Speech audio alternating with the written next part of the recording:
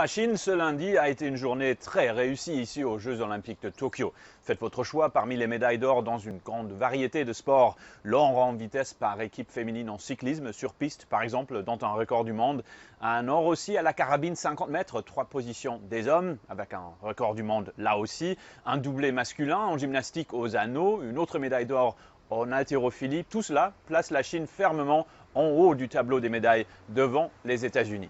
Surtout sur la piste d'athlétisme, ici au stade olympique de Tokyo, l'équipe des États-Unis a déçu jusqu'à présent. Un exemple, la victoire éclatante de Porto Rico lors de la finale du 100 mètres haies. Jasmine Camacho Quinn y a battu l'américaine Kenny Harrison. Une surprise, car Harrison est la détentrice du record du monde. L'équipe féminine chinoise en vitesse par équipe a battu le duo allemand en finale pour remporter cette médaille d'or.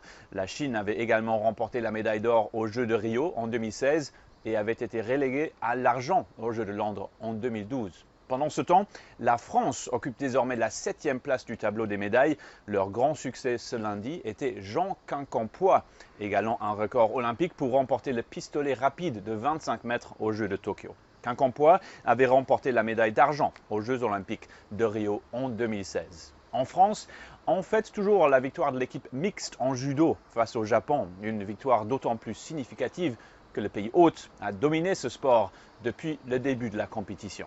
Mais la grande histoire ici, c'est le retour de Simone Biles en gymnastique. Elle était censée remporter un record de 5 médailles d'or dans les épreuves féminines, mais elle s'était retirée de toutes les autres compétitions, à l'exception, maintenant, de l'épreuve du poutre d'équilibre ce mardi. L'une des athlètes les plus attendues, la plus grande star de ces Jeux olympiques potentiellement, est donc de retour.